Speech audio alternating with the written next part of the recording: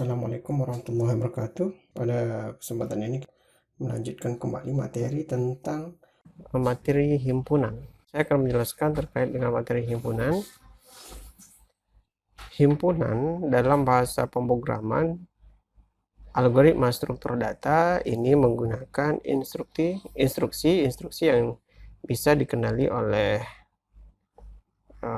compiler. Dalam bahasa pemrograman ini himpunan menggunakan instruksi yang bisa dikenali oleh compiler. Contoh menggunakan perintah set. Set ini kalau dalam bahasa pemrograman Python ini bisa dikenali sebagai himpunan. Tetapi dalam bahasa matematika, secara matematikanya himpunan ini terdiri dari kumpulan objek-objek yang berbeda. Apa yang dimaksud dengan objek di sini? Yang dimaksud dengan objek di sini merupakan unsur atau elemen atau anggota dari keanggotaan dari elemen-elemen atau keanggotaan yang didaftarkan pada sebuah himpunan. Objek yang berbeda maksudnya adalah data yang dimasukkan sebagai anggota pada sebuah himpunan ini memiliki tipe data yang berbeda. Bisa tipe data integer, karakter, ataupun string, atau juga bisa dengan tipe datanya float dan seterusnya. Sehingga dalam objek discrete yang dalam kehidupan kita sehari-hari bisa kita menemukan objek-objek discrete, yaitu misalkan komputer, buku, mahasiswa, nilai ujian, dan seterusnya.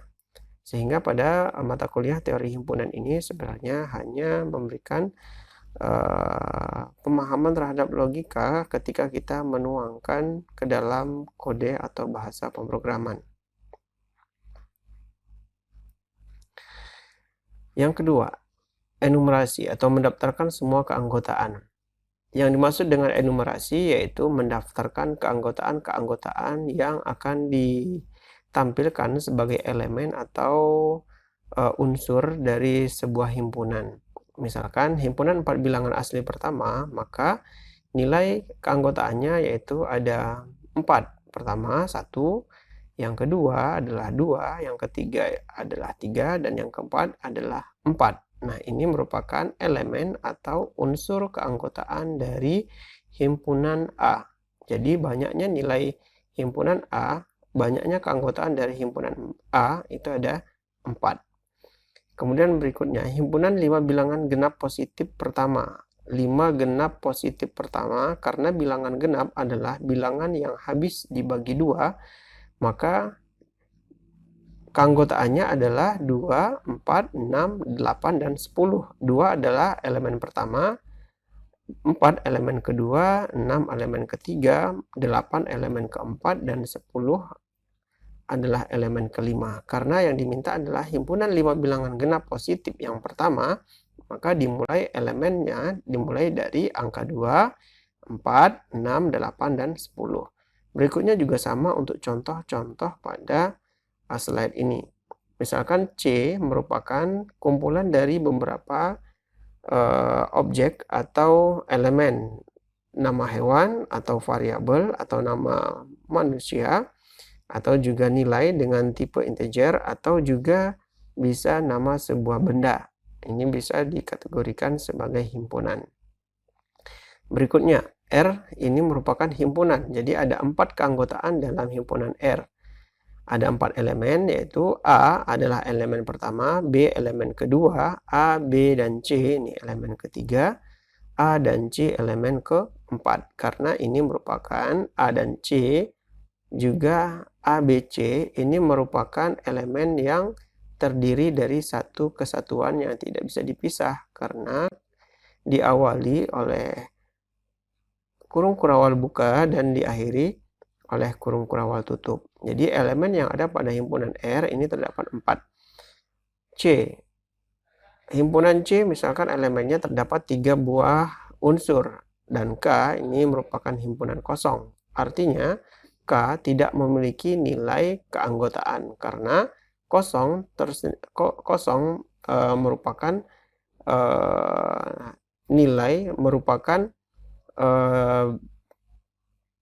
anggota yang terdapat pada himpunan yang didefinisikan, yang didaftarkan. Kosong berbeda dengan 0.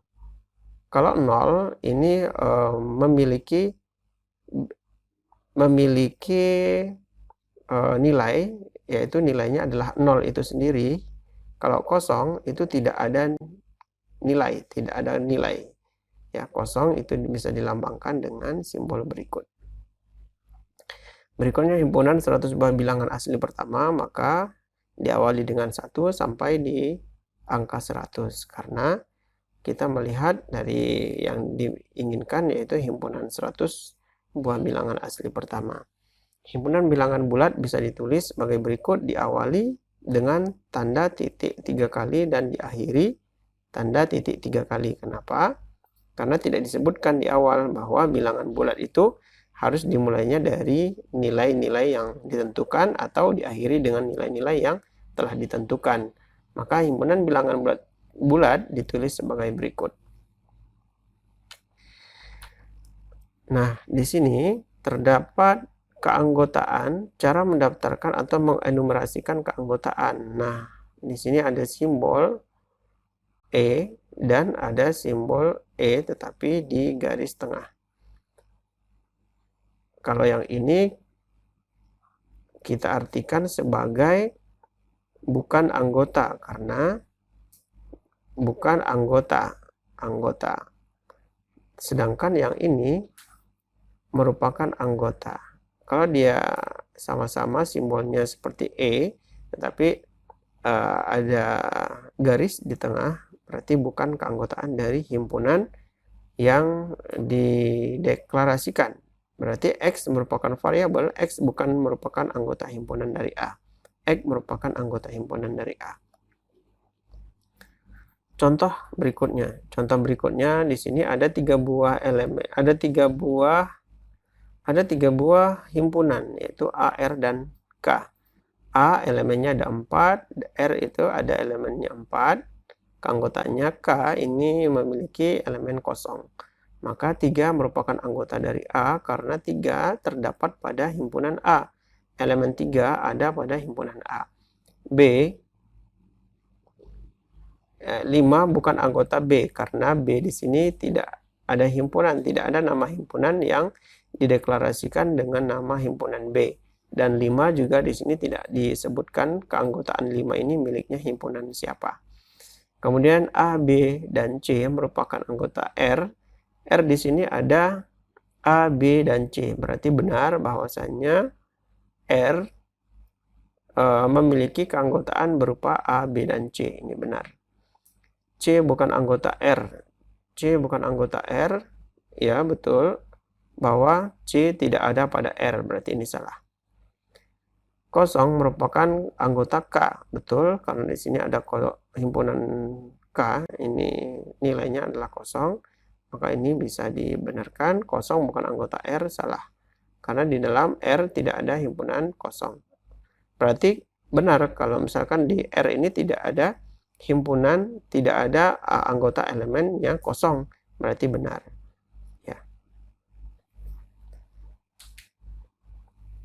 Contoh berikutnya, ada 3 buah himpunan. Ada 3 buah himpunan yaitu P1, P2, dan P3. Ada 3 buah himpunan yang mana masing-masing himpunan ini memiliki elemen P1 A, B, P2 A, B yang menjadi satu kesatuan, berarti ini 1 elemennya, sedangkan P1 2 elemennya. Kemudian yang P3 ini 1 elemennya. Apakah A keanggotaan P1? Benar. Apakah A bukan anggota P2? Salah. Apakah P1 keanggotaan P2? Dilihat kalau misalkan ada di antara P1 ini merupakan sama dengan keanggotaan yang ada P2, berarti benar. Karena ini tidak ada, berarti salah. P1 bukan P3, P1 dan P3 juga salah. Simbol-simbol baku yang bisa digunakan pada himpunan ini ada simbol dengan tulisan U kapital atau U besar. Ini melambangkan bahwa himpunan ini merupakan himpunan yang semesta atau himpunan yang universal. Misalkan U adalah elemennya berupa 1, 2, 3, 4, dan 5. Dan A adalah himpunan bagian dari U. Maka A kita bisa tuliskan karena A merupakan himpunan bagian dari U, berarti kita mengambil keanggotaan dari himpunan A ini mengambil dari himpunan keanggotaan yang ada pada himpunan U. Ya kan? Berarti nilainya bisa kita masukkan 1, 3, atau 5, atau 2 dan 4, atau 2, 3, dan 4, dan yang mana keanggotaan dari himpunan A ini merupakan himpunan bagian dari U. Notasi pembentuk himpunan. Nah, notasi pembentuk himpunan kalau misalkan kita transformasikan ke dalam bahasa matematikanya, kalau ini kita biasanya menggunakan bahasa kalimat atau bahasa manusia yang bisa dimengerti dengan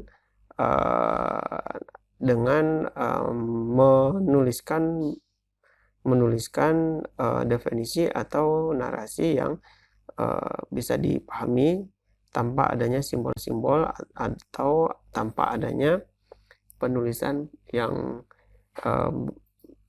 tidak mengikuti kaidah penulisan matematika.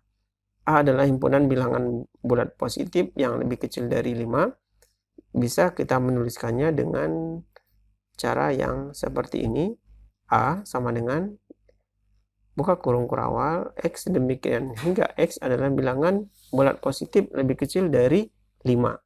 Atau X di mana sedemikian hingga X merupakan anggota P bilangan positif, maksudnya yang mana bilangan positifnya adalah lebih kecil dari 5. Maka keanggotaan A-nya bisa kita tuliskan, yaitu ada 4 keanggotaan, yaitu 1, 2, 3, dan 4. Nah, untuk yang contoh berikutnya juga sama.